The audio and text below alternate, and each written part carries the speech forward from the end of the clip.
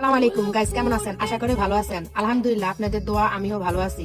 আজকে আমি আরেকটা ভিডিও নিয়ে আপনাদের সামনে উপস্থিত হয়েছি। আজকের ভিডিওটা হলো রান্না করব। এই দেখেন পাঙ্গাস মাছ, আর ওই দেখেন এখানে ফুলকপি। আমি আগে থেকে এগুলি কুটে রেখেছি। আমার পাঙ্গাস মাছটা অনেক প্রিয়, আমার বাচ্চাদের অনেক প্রিয়, তাই আমি আজকে পাঙ্গাস মাছটা রান্না করব আপনাদের সামনে। দেখেন গাইস, পুরোটা দেখতে থাকেন। দেখেন গাইস, এখন আমি মাছে দিয়ে দিব লবণ পরিমাণ মতন, দিয়ে দিব হলুদের গুঁড়া পরিমাণ মতন, দিয়ে দিব মরিচের গুঁড়া পরিমাণ মতন, দিয়ে আমি ভালো করে এগুলি হাতে মেখে দিব। ভালো করে মাখা হয়ে গেলে এখন আমি দিয়ে দিব, ওইদিকে আমি কড়াই আগে থেকে বসিয়েছিলাম চুলাতে, এখন দিয়ে দিব পরিমাণ মতন রান্নার তেল। আমার তেলটা গরম হয়ে গেছে, এখন আমি এক এক করে মাছ দিয়ে দিব গরম তেলেতে।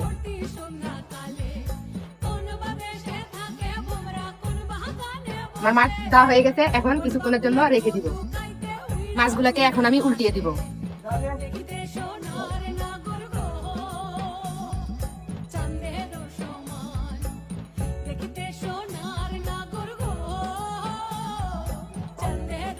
দেখেন আমার মাছটার কালার আর অন্যরকম এসে গেছে। দেখেন এখন আরেকটা পিঠ হওয়ার জন্য অপেক্ষা করবো।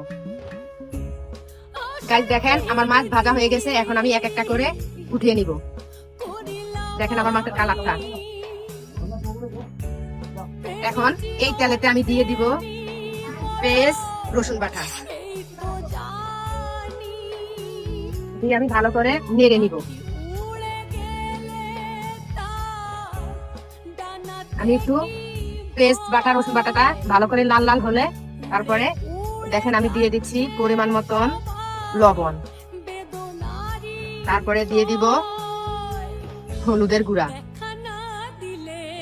তারপরে দিয়ে দিব পরিমাণ মতন মরিচের গুঁড়া। এখন আমি ভালো করে নেড়ে নিব। তারপরে একটু পরিমাণ মতন পানি দিয়ে দিব। এখন আমার মশলাটা একটু কষে, এই দেখেন আমার মশলাটা কষানো হয়ে গেছে। আর যে ফুলকপির ডাঁটাগুলো সিদ্ধ হবে না দেখা আগে দিয়ে আমি দিয়ে দিছি, এখন এগুলো মোটামুটি সিদ্ধ হয়েছে। এখন আমি এই দেখেন ফুলকপিগুলা দিয়ে দিব, কারণ ফুলকপির সাথে তো আর ডাঁটা সিদ্ধ হবে না, তাই আমি এখন এগুলি ভালো করে নেড়ে ছেড়ে দিব। এগুলি আমি ভালো করে নেড়ে ছেড়ে নিয়েছি। এখন আমি এগুলি একটু কষার জন্য এই ঢাকনাটা দিয়ে রাখবো, কিছুক্ষণের জন্য ভালো করে কষবে। এখন আমি ঢাকনাটা আলগে দিয়ে দেখবো। এখন একটু নেড়ে দিব, যে প্রায় মোটামুটি আমার তরকারিটা কষানো হয়ে যাচ্ছে। এখন কিছুক্ষণ নেড়ে দিব। এখন আবারও কিছুক্ষণের জন্য ঢাকনাটা দিয়ে রাখবো।